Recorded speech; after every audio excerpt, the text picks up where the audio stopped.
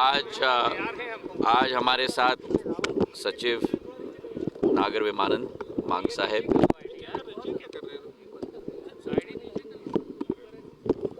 Airports authority of India के chairman Sanjeev Kumar साहेब, हमारे जनप्रतिनिधिगण, मंत्री जी प्रद्युम्न सिंह जी, अभय चौधरी जी, सब लोग संयुक्त रूप से हम लोग यहाँ उपस्थित हैं। ग्वालियर के लिए ये एक ऐतिहासिक पल है जब ग्वालियर राष्ट्र के मानचित्र पर नहीं, लेकिन मैं मानता हूँ कि विश्व के मानचित्र पर उभरने के लिए तैयार हो चुका है। ग्वालियर में ये हवाई अड्डा हम सब लोगों का सपना था, आप लोगों का सपना था, हमारा सपना था। और आज जो निरीक्षण हमने पिछले 1.5 घंटे से किया है, बारीकी की बारीकी काम हमने देखा है। एक भव्य विमानतल एयरपोर्ट्स अथॉरिटी ऑफ इंडिया के द्वारा, जिसमें इतिहास भी है, संस्कार भी है, संस्कृति भी है और आधुनिकता भी है। चारों चीज़ों का संगम इस एयरपोर्ट में आपको देखने को मिलेगा। आज पूर्ण एयरपोर्ट का हमने निरीक्षण किया है बारीकी से और कई निर्देश मैंने दिए हैं जनप्रतिनिधियों का, प्रशासन का और हमारे मंत्रालय के सचिव एवं एयरपोर्ट्स अथॉरिटी ऑफ इंडिया के निर्देशक, सभी का समन्वय बनाकर कई मुद्दों पर हमने निर्णय लिए हैं। आप देख ही रहे हैं कि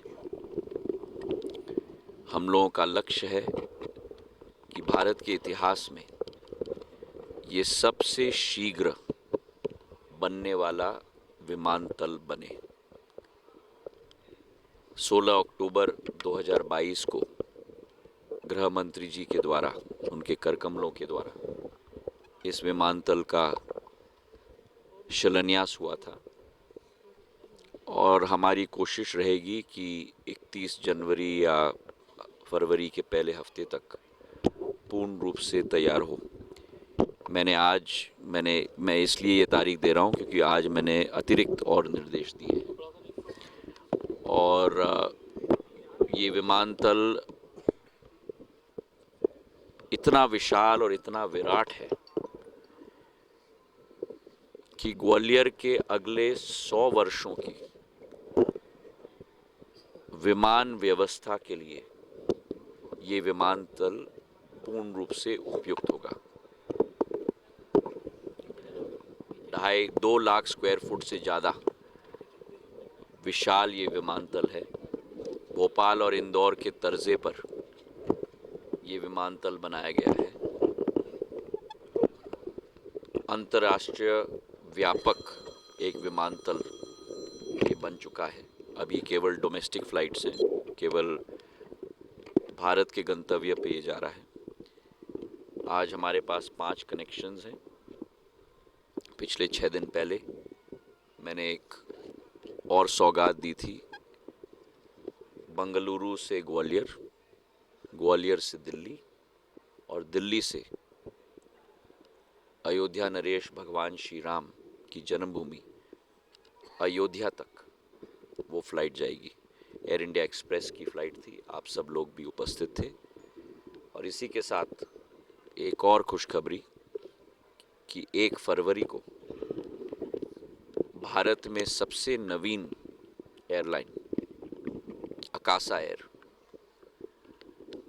की फ़्लाइट भी ग्वालियर के ऐतिहासिक विमानतल पे आएगी। ग्वालियर को हम लोग प्रधानमंत्री नरेंद्र मोदी जी के गृह राज्य गुजरात के साथ जोड़ने जा रहे हैं। ग्वालियर और अहमदाबाद के बीच में ये कनेक्शन सुचारू रूप से चलेगा।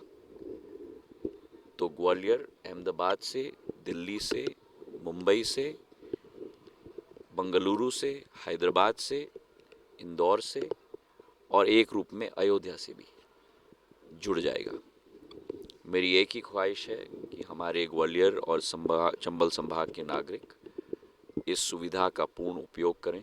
बड़े मुश्किल से ये फ़्लाइट्स हम लेके आए हैं। अभी भी एक दो फ्लाइट्स में लोड थोड़ी कमी है। मैं चाहूँगा कि इसका पूर्ण उपयोग करें।